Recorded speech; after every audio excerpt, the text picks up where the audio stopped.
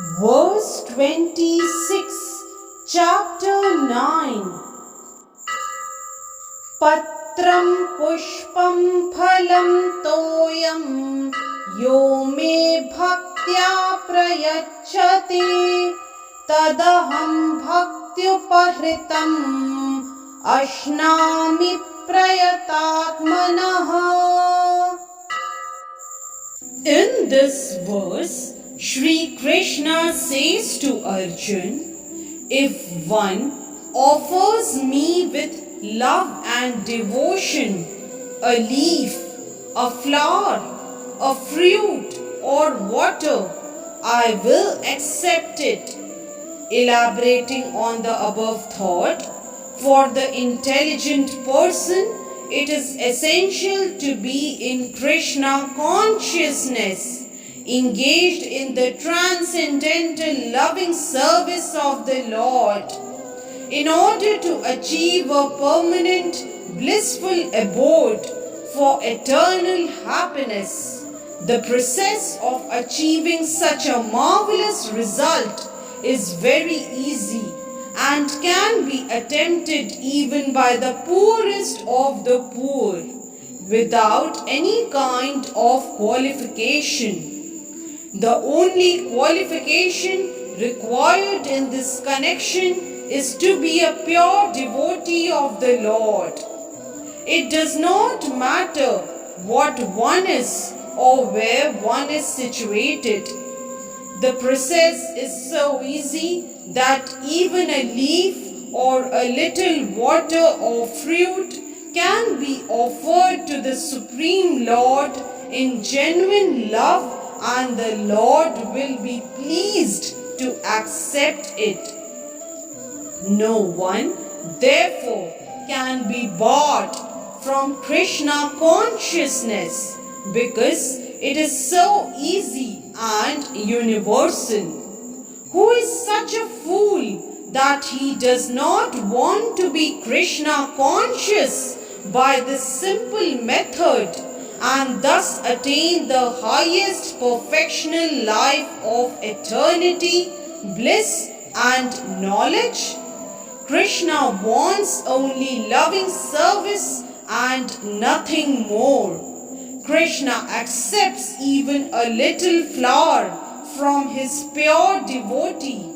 He does not want any kind of offering from a non-devotee. He is not in need of anything from anyone because he is self-sufficient, and yet he accepts the offering of his devotee in an exchange of love and affection. To develop Krishna consciousness is the highest perfection of life. Bhakti is mentioned twice in this verse in order to declare more emphatically that bhakti or devotional service is the only means to approach Krishna.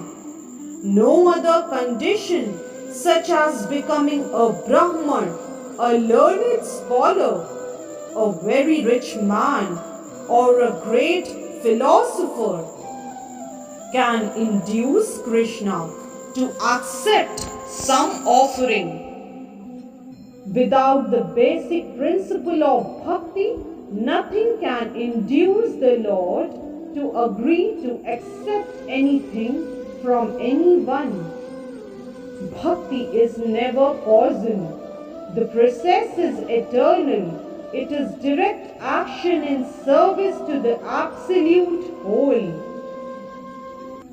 Here Lord Krishna, having established that he is the only enjoyer, the primeval Lord, and the real objects of all sacrificial offerings, reveals what types of sacrifices he desires to be offered. If one wishes to engage in devotional service to the Supreme in order to be purified and to reach the goal of life, the transcendental loving service of God, then one should find out what the Lord desires of him. One who loves Krishna will give him whatever he wants, and he avoids offering anything which is undesirable or unasked. Thus meat, fish and eggs should not be offered to Krishna. If he desired such things as offerings, he would have said so. Instead, he clearly requests that a leaf, fruit, flowers and water be given to him, and he says of this offering, I will accept it. Therefore, we should understand that he will not accept meat, fish and eggs. Vegetables, grains, fruits, milk and water are the proper foods for human beings and are prescribed by Lord Krishna himself. Whatever else we eat cannot be offered to him, since he will not accept it. Thus, we cannot be acting on the level of loving devotion if we offer such foods. Sri Krishna also explains that only the remains of sacrifice are purified and fit for consumption by those who are seeking advancement in life and release from the clutches of the material entanglement. Those who do not make an offering of their food, he says in the same words, are eating only sin.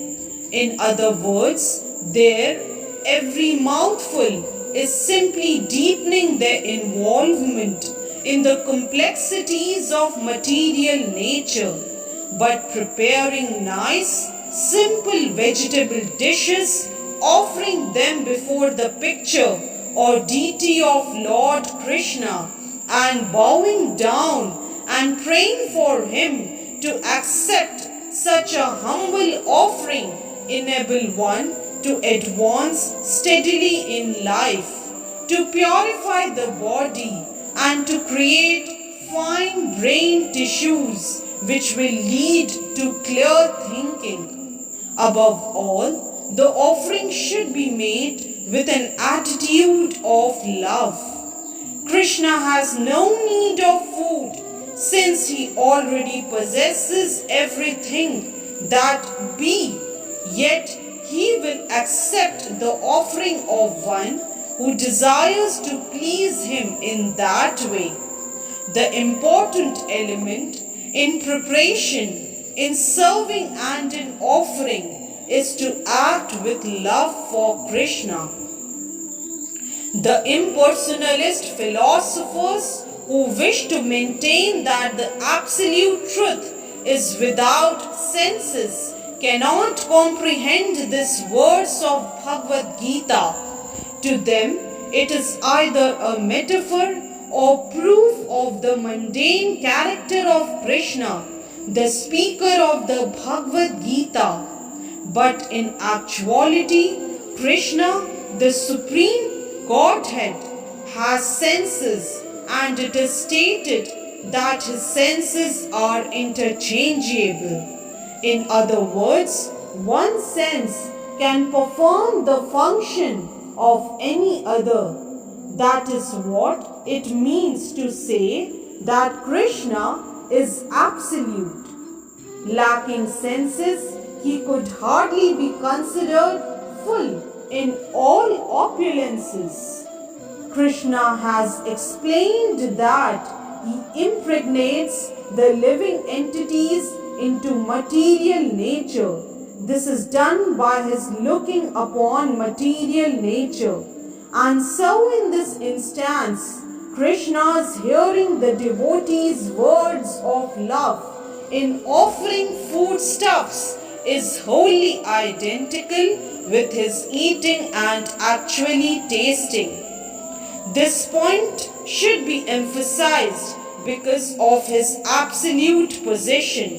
His hearing is wholly identical with his eating and tasting. Only the devotee who accepts Krishna as he describes himself without interpretation can understand that the supreme absolute truth can eat food and enjoy it.